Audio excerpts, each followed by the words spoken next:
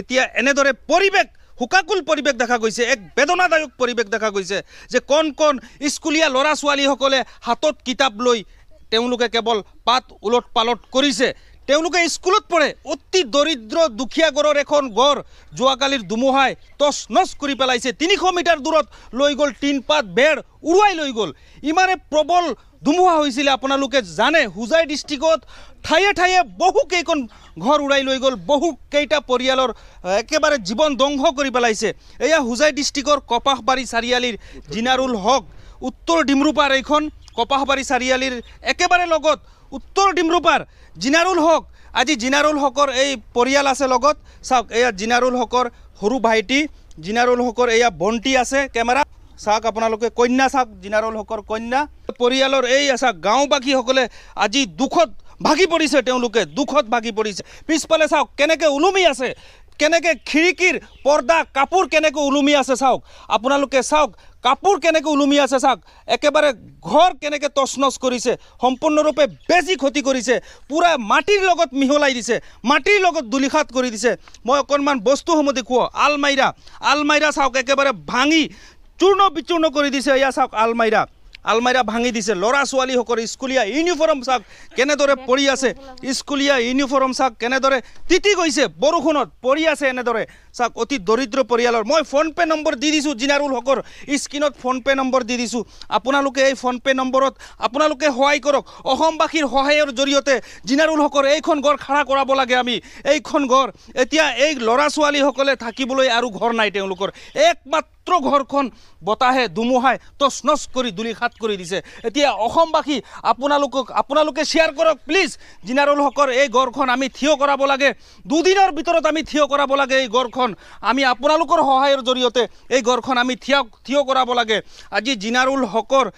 ক'ব লাগিব এই কণমানিহঁতে ক'ত থাকিব ৰাতিটো ক'ত থাকিব কিতাপ চাওক বাহিৰত মেলি দিছে ৰ'দত মেলি দিছে ল'ৰা ছোৱালীসকলে উলট পালট কৰিছে কিতাপ বহি তেওঁলোকে এক সুখ প্ৰকাশ কৰিছে ক'ব লাগিব এক হুকাকুল পৰিৱেশ এক বেদনাদায়ক পৰিৱেশ ক'বলৈ গ'লে চকুৰ পানী ওলাই যাব আপোনালোকে এই দৃশ্য চাই এই কণমানিহঁতৰ এই দৃশ্য চাই আপোনালোকে শ্বেয়াৰ কৰি দিব আৰু এয়া অতি দুখজনক আপোনালোকৰ সহায় কৰিলেহে এই ঘৰখন আমি উঠাই দিব পাৰিম 2 দিনৰ ভিতৰত আমি দুখীয়া পৰিয়াল আমাৰ ক'বলৈ একো নাইকিয়া আমি বাহিৰত আছোঁ খাবলৈও নাই ৰাতিৰ পৰা লোকৰ ঘৰৰ পৰা ভাত পানী আমাক বনাই আনি দিছে এতিয়া আমি কি কৰিম দাদাজনৰো বেমাৰ ইমানকেইটা পৰিয়াল কোনে চাব এতিয়া আমাৰ ঘৰখন আছিলে ঘৰখনো উৰুৱাই লৈ গুচি গৈছে আমাৰ এতিয়া জিনাৰুল হকৰ বন্টি কান্দোনত ভাগি পৰিছে কথা পাতিব পৰা নাই যাৰ ঘৰ ভাঙে ভাই যাৰ লগত হয় সিহে বেদনা গম পাব যে পৃথিৱীত তেওঁলোকে কেনেকৈ জীয়াই আছে পৃথিৱীত জীয়াই থাকি তিলকৈ মৃত্যুবৰণ কৰিব লগা সেই পৰিৱেশত ভৰি দিছে তেওঁলোকে এতিয়া মাতৃ ক'ব আপোনালোকক আমি কি করবাম কই যাইম আমি এটার লইয়া রাত তৈরি খাওয়া নাই আসামবাসী রাস আমরা ভিডিওটা শেয়ার করো আমরা গরিব মানুষ আমরা স্কুলে পড়তাছি আমরা তুফানে আমরা ঘর বাড়ি সব নিছেগা তোমরা যদি একটা লাইক শেয়ার করো আমরা ঘর উঠাইতে পারাম সবাই শেয়ার করো এই কণমানিগৰাকী চাক স্কুলীয়া এগৰাকী কণমানি কান্দি অসমবাসীৰ ওচৰত হাত জোৰ কৰি অনুৰোধ জনাইছে আপোনালোকে শ্বেয়াৰ কৰি দিয়ক আজিৰ ভিডিঅ'টো 50,000 শ্বেয়াৰ হ'ব লাগে আৰু 2 দিনৰ ভিতৰত আমি এই পৰিয়ালটোক যাতে এখন ঘৰ বনাই আপোনালোকৰ সহযোগত এই ঘৰখনত আমি তেওঁলোকক পৰিত্ৰাণ দিব পাৰোঁ স্কুলত পড়াশোনা কৰে বহুত কষ্ট হইতাছে সবে সহযোগ কৰে 8787619041 জিনাৰুল হক আপোনাৰ ডাঙৰ দাদা এই ঘৰখনৰ মালিক ডাঙৰ দাদা এওঁ হ'ল বাইটি আছে এই জিনাৰুল হকৰ এই ফোনপে নম্বৰত আপোনালোকে সহায় কৰি দিয়ক আপোনালোকে শ্বেয়াৰ কৰি দিয়ক যোনে সহায় কৰিব নোৱাৰে আপোনালোকে প্লিজ শ্বেয়াৰ কৰি দিব এই সময়ত ঘৰটো এনেকা ধুমুহা উৰুৱাই লৈ গ'ল আমি এতিয়া কি কৰিম আমি কোনো উপায় নাই সেইকাৰণে আমি ৰাইজক সহায় বিচাৰিছোঁ আপোনালোকে অলপ মায়া দয়া কৰি আমাক অলপ সহায় কৰক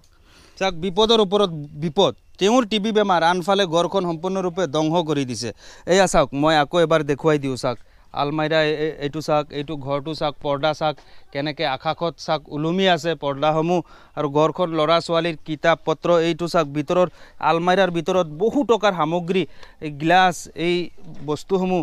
ভাঙি চুৰমাৰ হৈ গৈছিলে চাওক এয়া গ্লাছ চাওক বাসন বৰ্তন কাঁচৰ গিলাচ টিলাচ চাওক একেবাৰে চব বৰবাদ হৈ গ'ল ক'ব লাগিব। এয়া ফ্ৰিজ চাওক, ফ্ৰিজ শ্বৰ্ট চাৰ্কিট হৈ ফ্ৰিজো উৰি গ'ল তেওঁলোকৰ, এই ফ্ৰিজটো বেয়া হৈ গ'ল তেওঁলোকৰ, থাকিবলগীয়া তেওঁলোকৰ একো নাই চাওক। আৰু এয়া চাওক পালেংসমূহ চাওক, এয়া চাওক গাদীসমূহ চব তিতি গৈছে একেবাৰে, এয়া যিমান ঘৰৰ কাপোৰ কানি আছিলে চব তিতি গৈছে একেবাৰে চাওক। এয়া চাওক গাৰু, এয়া চব কাপোৰ চাওক তিতি গৈছে। পিন্ধিব বোলা বস্তু এযোৰহে মাত্ৰ, পিন্ধিনৰ মাত্ৰ এযোৰ কাপোৰ বাহিৰে চব তিতি গৈছে ক'ব লাগিব। চাওক এয়া ল'ৰা মানুহৰ লং পেণ্ট ইয়াতে কেনেদৰে থৈছে, চব তিতি গৈছে। যে তেওঁলোকৰ যিমান বস্তু সামগ্ৰী আছিলে চব তিতি গৈছে। প্লিজ আপোনালোকে ভিডিঅ'টো শ্বেয়াৰ কৰি দিব আৰু পৰিয়ালটোৰ এই ঘৰখন যাতে দুদিনৰ ভিতৰত আমি উঠাই এই যে কণমানিহঁতক লৈ যাতে এই ঘৰখনত প্ৰৱেশ কৰিব পাৰে তেওঁলোকে। চাওক ইমান ভয়ানক ধুমুহাই চব তছনছ কৰি পেলালে, চাওক একোৱেই নাই পৰিয়ালটোৰ একেবাৰে।